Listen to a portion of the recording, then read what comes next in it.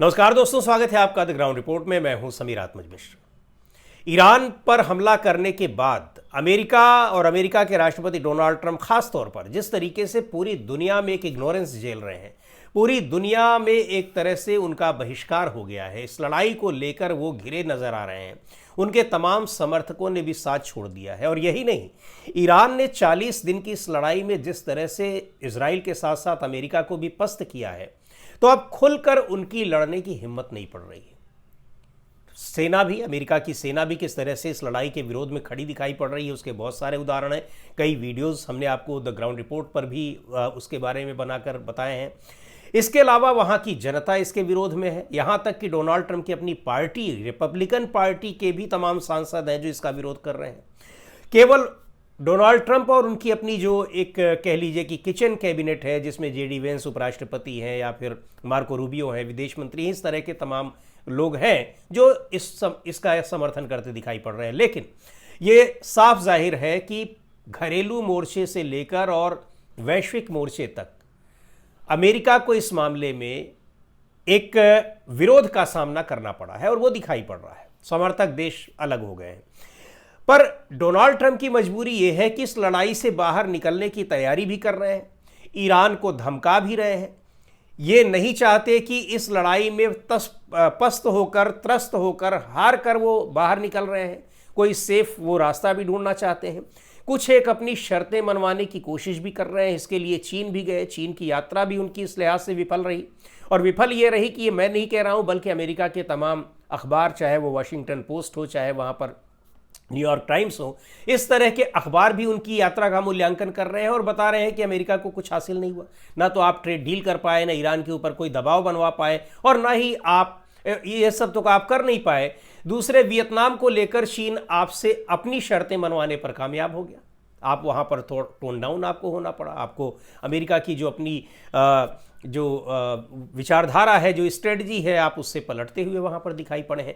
तो इस मामले में उनका जो मूल्यांकन हो रहा है कि ये चीन की उनकी विजिट इतने साल बाद हुई भी, वो किसी काम की नहीं रही, नुकसान ही नुकसान हुआ। बहरहाल अब लग रहा है अब डोनाल्ड ट्रंप को कि अब बिल्कुल साफ तौर पर, सीधे तौर पर ईरान से लड़ाई वो नहीं लड़ सकते हैं। अब चाहे कितना भी दबाव बनाए, इजराइल तो लगातार दबाव बना रहा है, लेकिन वो अब दूसरे रास्ते तलाश रहे हैं।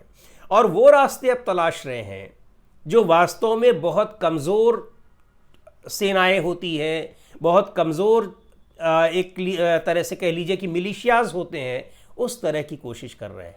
यानी छोटे छोटे देश, द्वीप, या फिर कह लीजिए कि कुछ लुटेरे समूह, और लुटेरे समूहों की तरह से उन्होंने हॉर्मुज़ पर तो काम किया ही।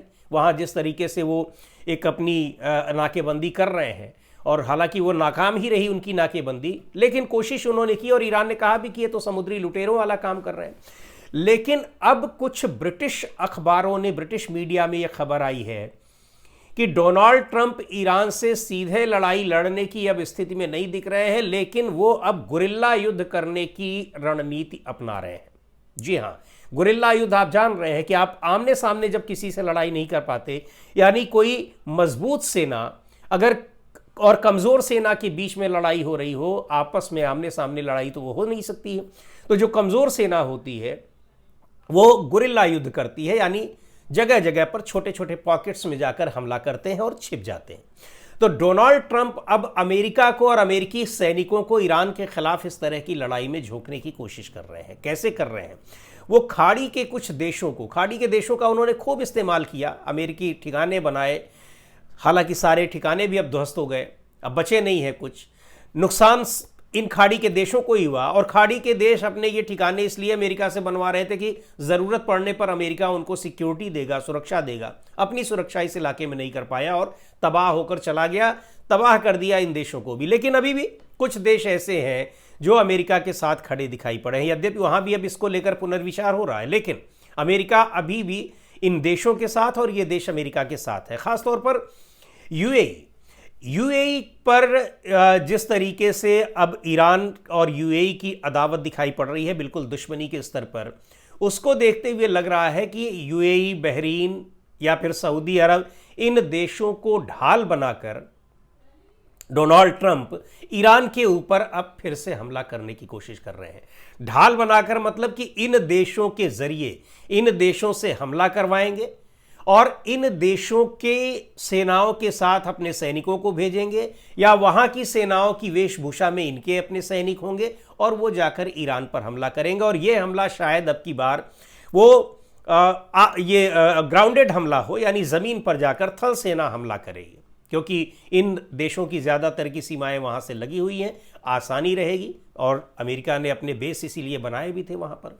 इस खबर का खुलासा किया है ब्रिटेन का एक बहुत ही प्रतिष्ठित अखबार है द टेलीग्राफ। उसने लिखा है कि यूएई के ज़रिए अभी ये शुरुआत कर रहे हैं संयुक्त अरब अमीरात से। अमीरात ईरान का इस इलाके में एक द्वीप है जिसको कहते हैं कि लावन द्वीप, उस द्वीप पर कब्जा करने के लिए यूएई को प्रोत्साहित कर रहे हैं डोनाल्ड ट्रंप कि वो जाए वहाँ पर कब्जा करे, अपनी सेना लेकर जाए, उसकी सेना के साथ अमेरिकी सेना जाएगी और इस तरीके से ईरान के एक द्वीप पर कब्जा कर लेगी। हालांकि इतना आसान नहीं है।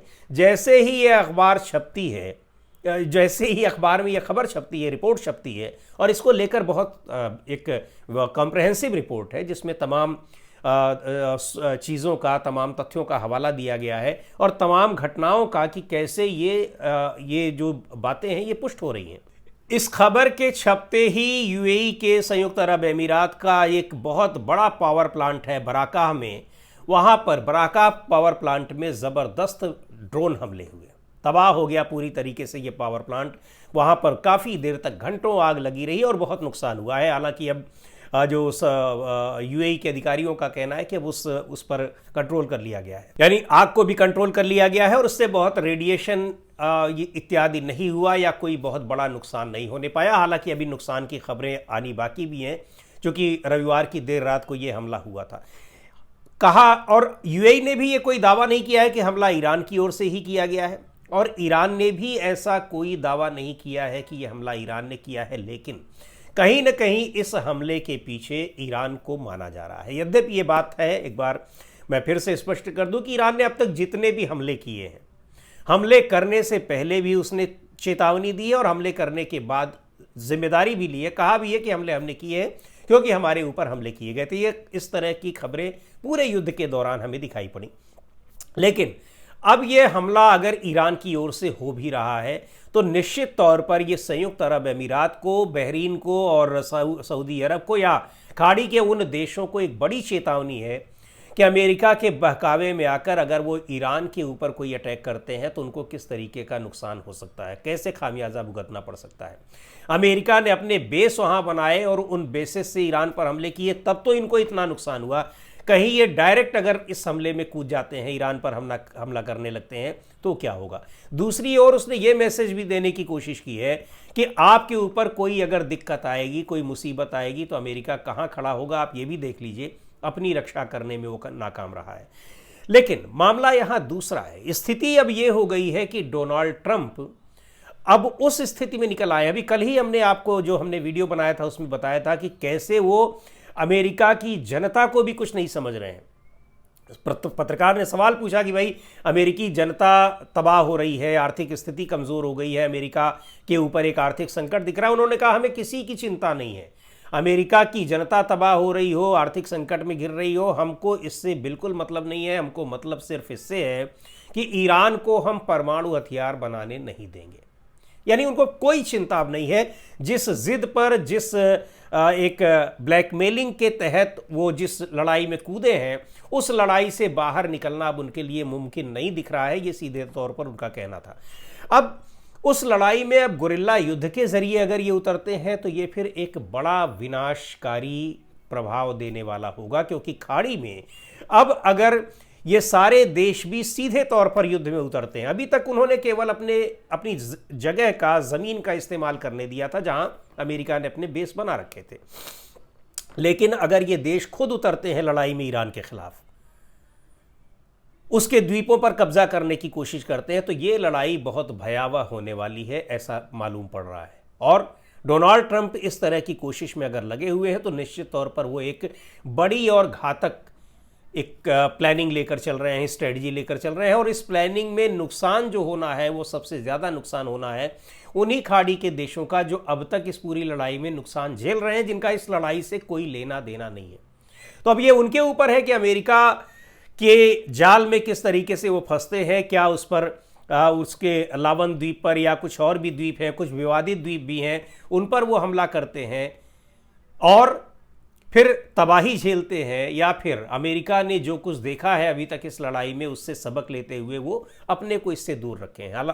हालांकि यह संभावना है कि वो अपने को दूर रखेंगे। एक खबर और बड़ी महत्वपूर्ण है जिसका जिक्र हम पिछले वीडियो में अपने कर चुके हैं कि इजराइल ने के प्रधानमंत्री कार्यालय ने पिछले दिनों ये जानकारी दे दी कि जब लड़ाई चल रही थी उस दौरान इजराइल के प्रधानमंत्री बेन्यामिन नेतन्याहू यूएई के दौरे पर गए थे। अब इस स्टेटमेंट का कोई मतलब नहीं था, अचानक क्यों दिया गया। ईरान ने ज़बरदस्त उस पर प्रतिक्रिया दी और सीधे कहा कि अगर नेतन्याहू कहीं जा रहे हैं, उनके साथ कोई बातचीत हो रही है लड़ाई के दौरान, तो वो देश हमारा डायरेक्ट दुश्मन होगा।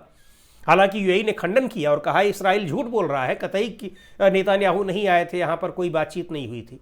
लेकिन दिखाई पड़ रहा है कि इस्राइल और अमेरिका ये दोनों ही खाड़ी के देशों को ईरान के खिलाफ किस तरह से भड़का रहे हैं, उसको उनको मुसीबत में डाल रहे हैं और अपनी लड़ाई उन सब के ऊपर पास ऑन कर रहे हैं, यानी थोप रहे हैं।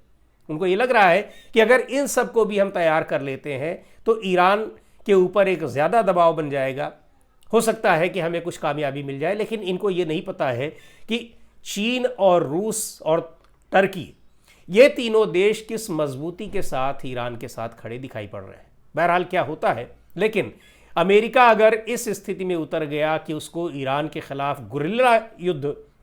गुरिल्ला पद्धति से लड़ाई लड़नी पड़ रही है, तो ये साफ दिखा रहा है कि ईरान ने अमेरिका को किस कदर पस्त कर दिया है। आज की वीडियो में इतना ही। अगले वीडियो में फिर मिलेंगे एक नए विषय के साथ, एक नए मुद्दे के साथ। द ग्राउंड रिपोर्ट के यूट्यूब चैनल को आपने अब तक सब्सक्राइब न किया हो तो ज़रूर कर लें। हमारे वीडियोस को लाइक करें, शेयर करें और अपने सुझाव भी हमें ज़रूर भेजें। एक और अपील आपसे है कि जब आप लाइक करते हैं तो एक ऑप्शन आता है हाइप करने का, HYPE। अगर आप उसको दबा देते हैं, उसको क्लिक कर देते हैं, तो और भी ज़्यादा लोगों तक आप अपनी ये हमारी इस वीडियो को पहुंचा सकते हैं।